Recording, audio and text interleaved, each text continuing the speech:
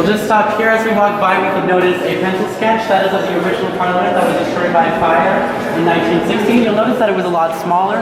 In fact, it only had 3 stories as opposed to the current 6 that we have now, as well as the Peace Tower, which was only about half the height of the current one. What is that green and white flag? I've seen it everywhere. That is the Franco-Ontario flag, so the Ontario-French flag for the Franco-Ontarians. Yeah, we always see some.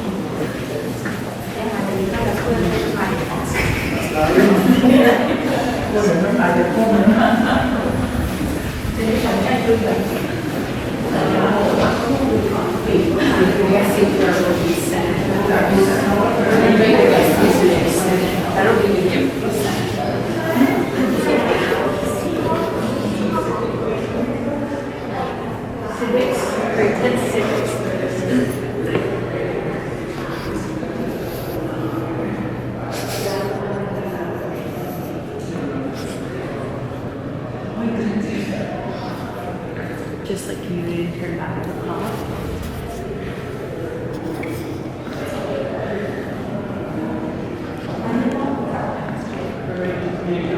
Now, naturally, we've made our way to the East Wing. We are in the Senate foyer. The Senate foyer has one major difference when compared with the House of Commons foyer. Does anybody spot that difference? The color is also a big difference, but how about in terms of the room, the way the room was designed? The staircase, exactly. So the staircase leads straight out to the door, leading straight into the Senate, and you'll see soon, shortly, straight up to the throne. So that was designed specifically because the Senate is known as the upper house, so it is the house of the Queen, Her Majesty Queen Elizabeth II.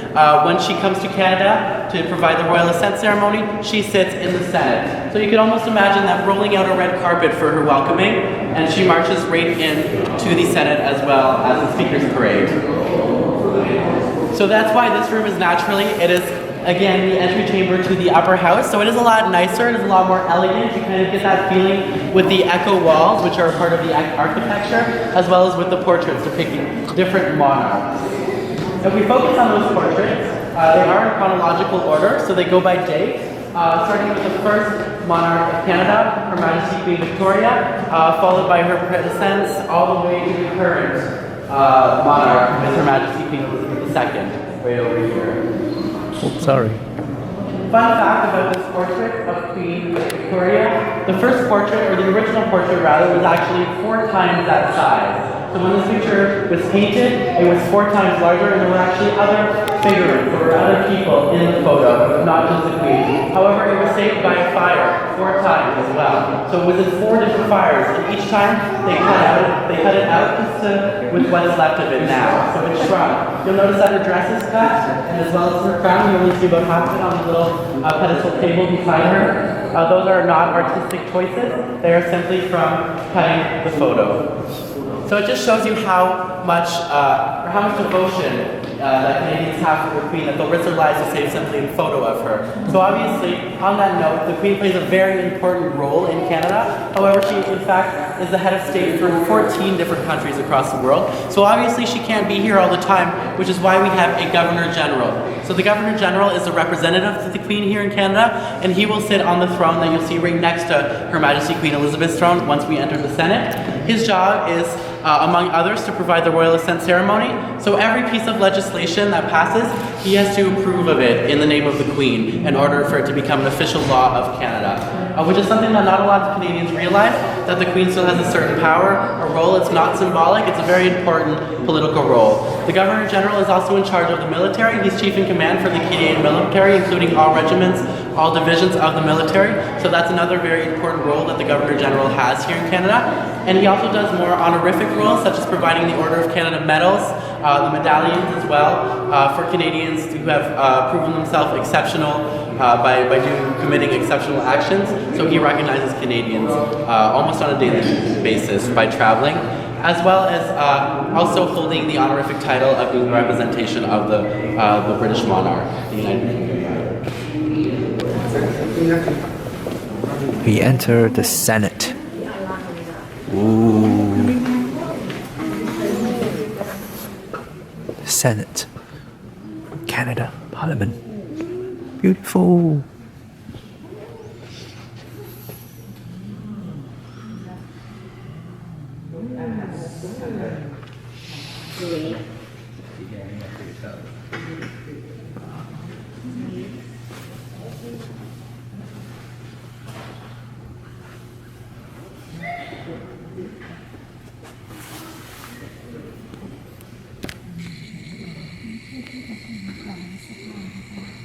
Again, feel free to take up as much space as you'd like.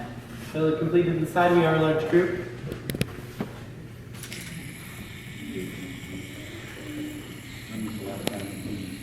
She was here the last time in 2012, however, last year she was officially supervised the royal ceremony since 2007.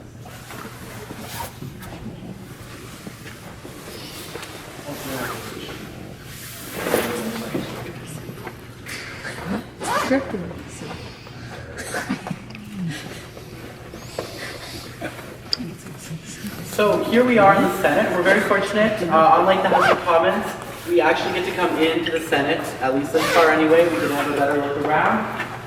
You'll notice that naturally this room, again, is a lot more elegant than the House of Commons. I think that it is acronym the upper chamber, the upper house. So it is a more royal. That's again to show the royal presence.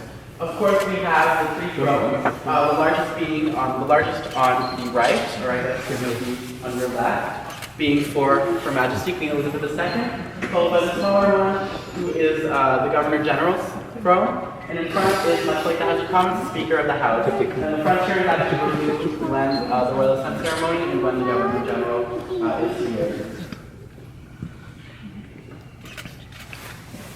You'll notice also that this the Senate is also a lot smaller by size. There are a total of 105 seats in the Senate, and the major difference with senators is that they are appointed by the Governor General upon recommendation of the Prime Minister, and once they are here for life. So they do not have to focus on elections or being re-elected.